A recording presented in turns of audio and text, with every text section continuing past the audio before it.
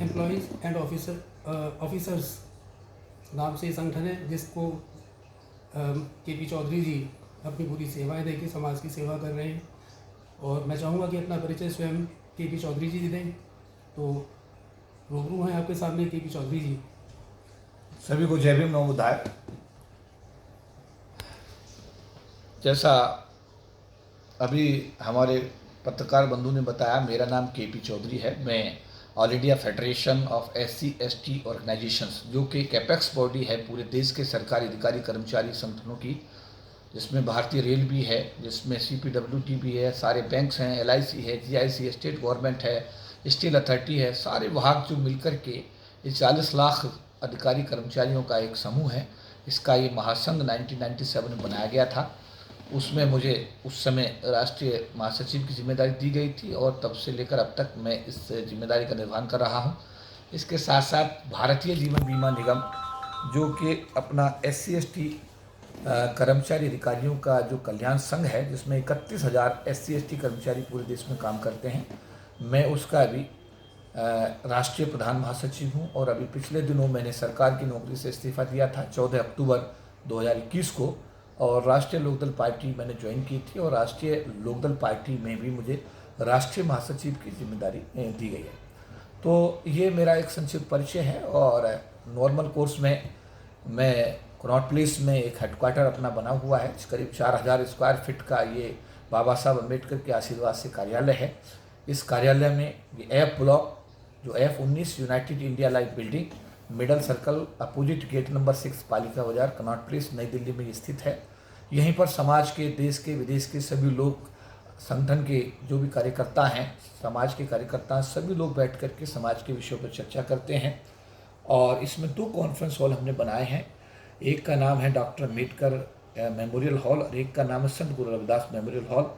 एक हॉल की कैपेसिटी 100 लोगों की है, एक की 150 लोगों की है। और हम सभी समाज के सभी लोगों को ये सब सुविधाएं फ्री ऑफ कॉस्ट उपलब्ध कराते हैं। समाज का कोई भी व्यक्ति अगर किसी प्रकार का सहयोग चाहता है, तो हमारी कोशिश होती है कि बाबा साहब के आशीर्वाद से वो सहयोग उसको दिया जाए, जिससे कि समाज में जो दिक्कतें, परेशानियां हमारे समाज के भाई और बहन महसूस कर रहे हैं, उसमें हम भी थोड़ी आहुति डाल सकें। जस्टिस KG बालाकृष्णन, जो भारत के भूतपूर्व चीफ जस्टिस हैं, वो भी बहुत लंबे समय, करीब 5 साल लगातार जो लॉ की क्लासेज हैं SC/ST बच्चों की, वो यहाँ पर अब लेते रहे हैं। अभी वो एक आयोग के चेयरमैन बनेंगे, तो कुछ समय से क्लासेज अभी बंद चल रही हैं, क्योंकि उनको जो बौद्ध धर्म का कन्वर्जन के विषय में एक कमेटी बनाई है भारत सरकार ने, उस कमेटी का चेयरमैन जस्टिस KG बालाकृष्णन साहब को बनाया गया है। तो साथियों, ये थोड़ा सा मैं इसलिए, मेरे बारे में जैसा समय समय पर जो भी नेशनल दस्तक है या समता आवाज़ है या और दूसरे टीवी चैनल्स और जो हमारे सोशल मीडिया के टीवी चैनल्स हैं, उन पर मैं अक्सर अपनी बात, समाज की बात रखता रहता हूं। मैं 2 बार यूनाइटेड नेशंस में 2016-17 में अपने समाज की आवाज़ उठा चुका हूं। एक बार ब्रिटिश पार्लियामेंट में, एक बार कनाडा पार्लियामेंट में, और देश के, दुनिया के कोने कोने में जहाँ कहीं भी मौका मिलता है, अपने समाज की बात कहने का मेरी कोशिश होती है कि समाज का बात रखी जाए। और समाज की समस्याओं पर जहाँ तक महासंघ का ताल्लुक है, महासंघ ने दिन रात मेहनत की, दिन रात प्रयास किए, लाखों लोगों को दिल्ली की सड़कों पर उतारा, सरकार पर दबाव बनाया, तब जा करके संविधान में 3 संशोधन 81, 82, 85 करा करके बाबा साहब अम्बेडकर के देव आरक्षण को हम लोग बचाने में कामयाब हुए। आज के समय में समाज के सम्मुख जो चुनौतियाँ हैं, उन पर चर्चा भी हो रही है और गंभीर चिंतन भी हो रहा है। समय समय पर हमारे संगठन, पूरे देश में अलग अलग संगठन काम कर रहे हैं, वो लोग भी सरकार की नीतियों का विरोध करने की जो जिम्मेदारी है, उसका निर्वहन करते रहते हैं। लेकिन जिस तरीके से महासंघ द्वारा 97, 98, 99, 2000 में महारैलियाँ की गई, संसद को 3 दिन बंद किया गया, सारे लोकसभा के सांसदों पर दबाव बनाया गया कि हमारे समाज की आवाज़ को लोकसभा उठाएं, और तत्कालीन प्रधानमंत्री को मजबूर होना पड़ा और संविधान में सरकार को 3 संशोधन करने पड़े। तो मेरा अनुरोध आज आपसे ये है कि आज से, क्योंकि मैं सरकारी कर्मचारी अधिकारियों को बड़े लंबे समय से मैं देख रहा हूँ इस काम को, 40 लाख लोग 1997 में इस समाज के लोग सरकारी क्षेत्र में थे, आज 4 लाख लोग बचे हैं, 36 लाख लोग VRS, CRS, रिटायरमेंट, टर्मिनेशन से सरकार की नौकरी से बाहर हो चुके हैं। एक समय था जो बच्चा 40% का नंबर लाने के बाद भी सरकार की नौकरी पा लेता था, लेकिन आज 80% की डिग्री लेकर के बच्चा सड़क पर घूम रहा है, क्योंकि निजी क्षेत्र में आरक्षण नहीं है और सरकारी क्षेत्र में कुछ बचा नहीं है। तो ये सारी चीज़ें आज हमारे समाज के सम्मुख हैं, ये परेशानियां सम्मुख हैं। हम लोग समाज के सभी साथियों से चर्चा करके, समाज के सभी लोगों से बातचीत करके उनको जोड़ने की हम कोशिश करते हैं। कोशिश हमारी जारी है। एक सामूहिक आंदोलन इस देश में खड़ा, जैसे 2 अप्रैल 2018 को भारत बंद के दौरान एक आंदोलन खड़ा हुआ। उस आंदोलन का परिणाम ये हुआ कि सरकार को बैकफुट पे आना पड़ा और SC/ST एट्रोसिटी एक्ट को सुप्रीम कोर्ट ने जो समाप्त किया था, उसको सरकार को संविधान में संशोधन करके दोबारा कर से फिर रेस्टोर करना पड़ा।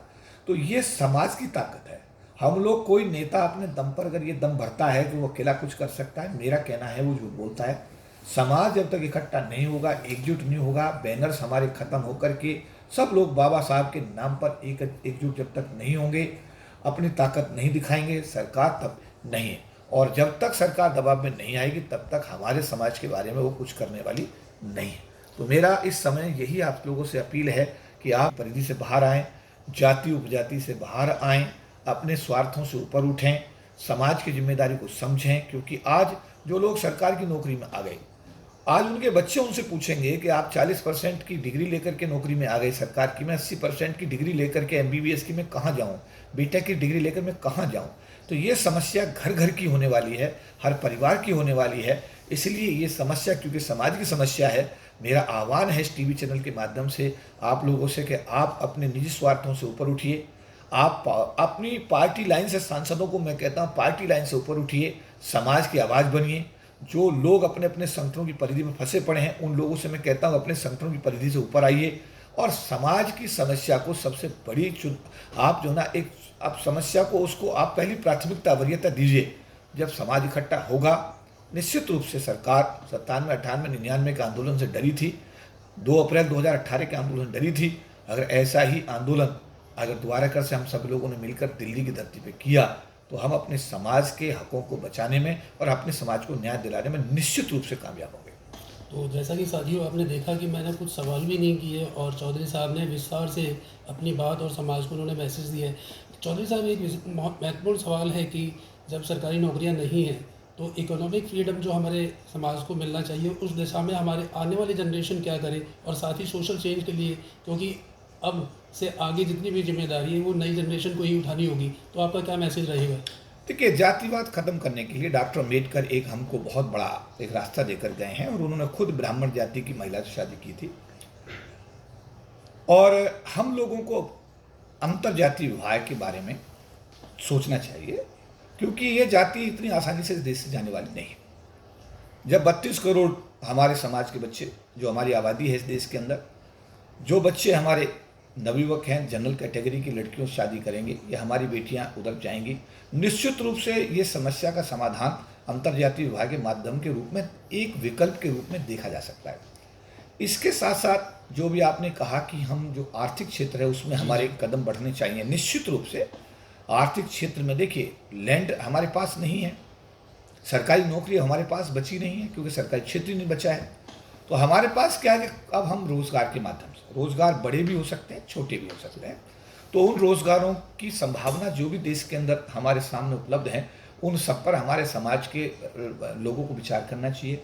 बच्चों को निश्चित रूप से हमको इस बिजनेस की लाइन में डालना चाहिए, चाहे वो कोई भी काम हो, किसी भी तरह का काम हो, छोटा हो बड़ा हो। क्योंकि मैं विदेशों में जाके देखता हूँ कि वहाँ पर एक आदमी जो टैक्सी चलाता है वो भी सम्मान का पात्र है, एक आदमी, अगर कोई आदमी सिक्योरिटी गार्ड की नौकरी, वो भी सम्मान का पात्र है। वहाँ पर ऐसी कोई समस्या नहीं। यहाँ पर काम के आधार पर छोटा बड़ा डिसाइड होता है। मेरा कहना यह है कि आपको जब तक आर्थिक आज़ादी, सीधा सीधा फंडा है, जब तक आपको आर्थिक आज़ादी नहीं मिलेगी तब तक आपको सामाजिक बराबरी बिल्कुल नहीं मिलेगी। इसलिए आर्थिक आज़ादी के लिए आपको हर वो कदम उठाने चाहिए जिनसे आप आर्थिक रूप से समृद्ध हो सकते हैं, सबल हो सकते हैं, मजबूत हो सकते हैं। और उसके लिए बिजनेस के क्षेत्र में जाना एक हमारे समाज के लिए अच्छा विकल्प हो सकता है। जी, जैसे कि एंटरप्रेन्योरशिप के लिए बारे में जो है ना ये काम किया जा रहा है, उसका बढ़ावा देने के लिए कि बच्चे सीख पाएँ, जानकारी ले पाएँ और अपने बिजनेस के रूप में अपना कोई प्रोडक्ट या कोई सर्विस देकर अपने आप को डेवलप कर सकता है। तो चौधरी साहब का मैं बहुत बहुत धन्यवाद करना चाहूँगा। चौधरी साहब, जय भीम, नमो बुद्धाय, जय भारत। जी, जय भीम, नमो बुद्धाय, जय भारत।